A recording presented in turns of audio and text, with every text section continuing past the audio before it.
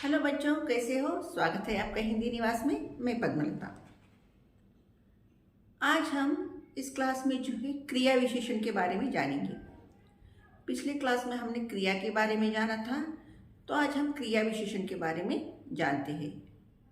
तो क्रिया विशेषण की परिभाषा क्या है, उसके कुछ उदाहरण, उसी तरह क्रिया विशेषण के भेद, इसके बारे में मैं आपको सविस्तर बताऊंगी। तो पहले थोड़ी बहुत जानकारी ओरली मैं आपको देती हूँ, फिर हम जो है बोर्ड पर विस्तार से पढ़ेंगे और लिखेंगे। तो क्रिया विशेषण किसे कहते हैं? क्रिया की विशेषता बतलाने वाले जो भी शब्द होते हैं उसे हम क्रिया विशेषण कहते हैं। मतलब वह क्रिया, वह काम किस तरह हो रहा है, ये बतलाने वाले जो भी शब्द होते हैं वह क्रिया विशेषण कहलाते हैं। फॉर एग्जाम्पल, घोड़ा तेज दौड़ता है। वाक्य ध्यान से सुनिए, घोड़ा तेज दौड़ता है। तो यहाँ घोड़े की जो क्रिया है वह क्या है? दौड़ता है। यह क्रिया है, लेकिन किस तरह दौड़ता है घोड़ा? तेज दौड़ता है। तो तेज शब्द जो है क्रिया विशेषण है। मतलब घोड़े की दौड़ने की क्रिया जो है उसकी विशेषता बतलाई है यहाँ पे। घोड़ा तेज दौड़ता है, तो तेज जो है क्रिया विशेषण है। उसी तरह मैं प्रतिदिन मंदिर जाती हूँ। मैं प्रतिदिन मंदिर जाती हूँ। तो जाती हूँ क्या है? क्रिया है। लेकिन किस तरह, कैसे जाती हूँ? प्रतिदिन, मतलब हर रोज। तो प्रतिदिन जो है यह क्रिया विशेषण हुआ। उसी तरह बूढ़ा धीरे धीरे चलता है। बूढ़ा धीरे धीरे चलता है। तो यहाँ बूढ़े आदमी की जो चलने की क्रिया बताई है वह क्या है? धीरे धीरे चलता है, क्रिया है। लेकिन वह किस तरह चलता है? धीरे धीरे चलता है। मतलब यहाँ पे धीरे धीरे जो है क्रिया विशेषण हुआ। तो ऐसे बहुत सारे वाक्य क्रिया विशेषण के हैं।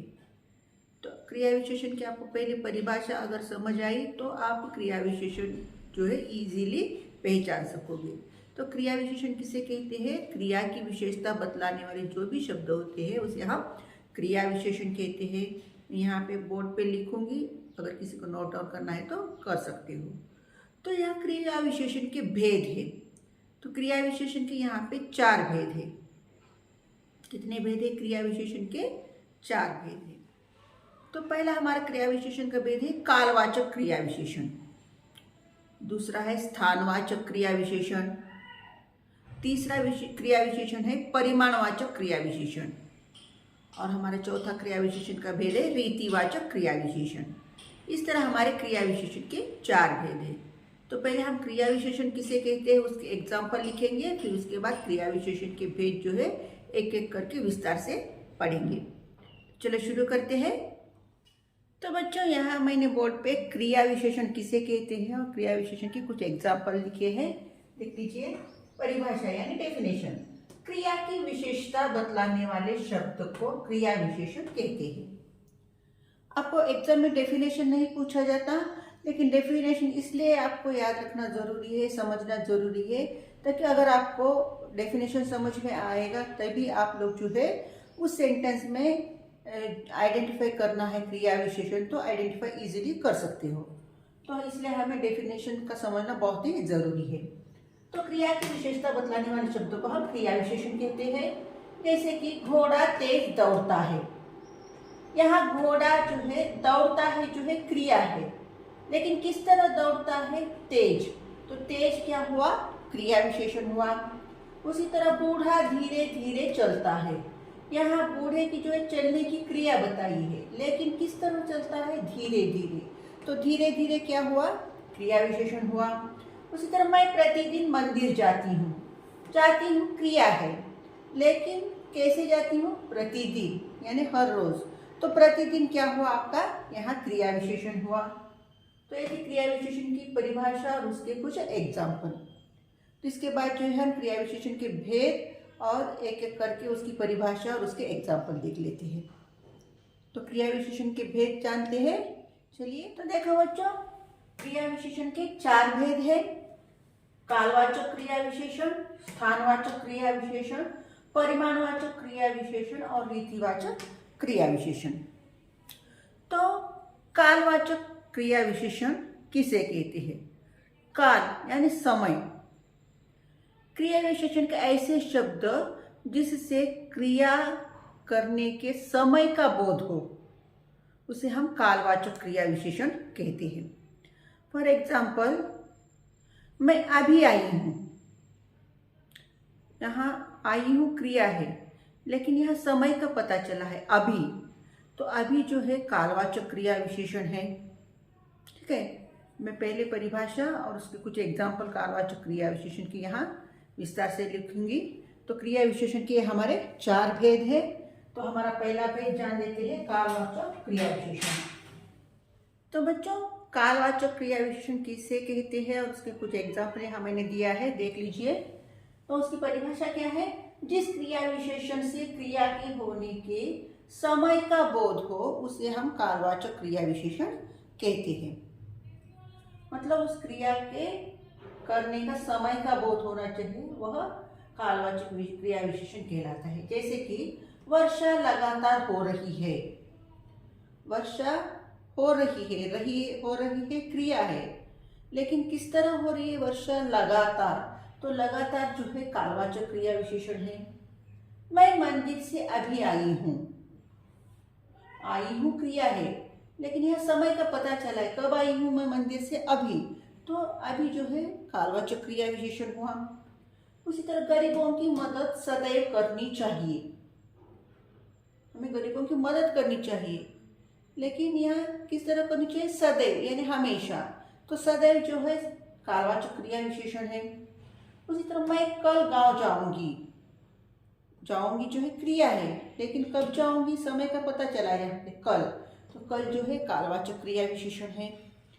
तो ये थे कालवाचक क्रिया विशेषण की परिभाषा और उसके कुछ एग्जाम्पल। अगर किसी को नोट डाउन करना है तो नोट डाउन कर लीजिए। हम हमारा जो दूसरा क्रिया विशेषण का भेद है, स्थानवाचक क्रिया विशेषण, उसे हम अभी यहाँ विस्तार से जानेंगे एग्जाम्पल सहित। तो बच्चों, क्रिया विशेषण का हमने पहला भेद पढ़ा था, कालवाचक क्रिया विशेषण। तो कालवाचक क्रिया विशेषण किसे कहते हैं? क्रिया विशेषण के ऐसे शब्द जिससे क्रिया करने के समय का पता चले, उसे हम कालवाचक क्रिया विशेषण कहते हैं। जैसे कि अभी अभी, आजकल, हमेशा या लगातार। उसी तरह कल, परसों, बार बार, ऐसे शब्द जो है कालवाचक क्रिया विशेषण कहलाते हैं। और हमारा जो दूसरा क्रिया विशेषण है वह है स्थानवाचक क्रिया विशेषण। स्थान यानी प्लेस। तो ऐसे क्रिया विशेषण शब्द जिससे हमें क्रिया के करने के स्थान के बारे में पता चलता है, उसे हम स्थानवाचक क्रिया विशेषण कहते हैं। समझ आया? जिन क्रिया विशेषण शब्दों से हमें उस क्रिया के करने का स्थान का पता चले, उसे हम स्थानवाचक क्रिया विशेषण कहते हैं। जैसे कि तुम अंदर जाओ, यहाँ स्थान जो है अंदर, तो अंदर जो है स्थानवाचक क्रिया विशेषण हुआ। उसी तरह किधर जा रहे हो, यहाँ पे जो है किधर, मतलब स्थान का पता नहीं चल रहा, किधर जा रहे हो, तो ये किधर भी जो है स्थानवाचक क्रिया विशेषण हो रहा, क्रिया विशेषण कहलाएगा।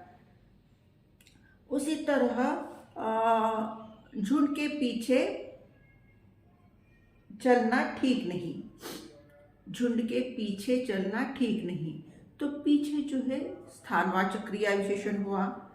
इसी तरह अंदर, बाहर, भीतर, ऊपर, नीचे, पीछे, किधर, ये सभी जो है स्थानवाचक क्रिया विशेषण के शब्द है। समझ आया? तो हमारा क्रिया विशेषण का पहला भेद है कालवाचक क्रिया विशेषण, दूसरा जो है स्थानवाचक क्रिया विशेषण, और तीसरा जो हमारा क्रिया विशेषण का भेद है परिमाणवाचक क्रिया विशेषण। परिमाण यानी क्वांटिटी, मात्रा। तो परिमाणवाचक क्रिया विशेषण किसे कहते हैं? ऐसे क्रिया विशेषण शब्द जिससे हमें जो है उस क्रिया के होने के परिमाण का बोध हो, क्रिया के होने की मात्रा का बोध हो, उसे हम परिमाणवाचक क्रिया विशेषण कहते हैं। ऐसे क्रिया विशेषण शब्द जिससे हमें उस क्रिया के परिमाण का बोध हो या उस क्रिया के मात्रा का बोध हो, तो उसे हम परिमाणवाचक क्रिया विशेषण कहते हैं। फॉर एग्जाम्पल, आशा कम बोलती है। यहाँ आशा का बोलने की जो परिमाण है, मात्रा है, वह कम। तो कम जो है परिमाणवाचक क्रिया विशेषण हुआ। कम, ज्यादा, उसी तरह जितना, बस, थोड़ा, बहुत, ये सभी शब्द जो है परिमाणवाचक क्रिया विशेषण कहलाते हैं। थोड़ा विश्राम करो, तो थोड़ा जो है परिमाणवाचक विशेषण हुआ। समझ आया? तो मैं यहाँ पे बोर्ड पे विस्तार से लिखती हूँ परिभाषा और कुछ एग्जाम्पल देख लीजिएगा। देख लीजिए बच्चों, क्रिया विशेषण का हमारा दूसरा जो भेद है स्थानवाचक क्रिया विशेषण। जिन क्रिया विशेषण शब्दों से क्रिया के होने के स्थान का बोध हो, स्थान यानी प्लेस, स्थान का बोध हो, उसे हम स्थानवाचक क्रिया विशेषण कहते हैं।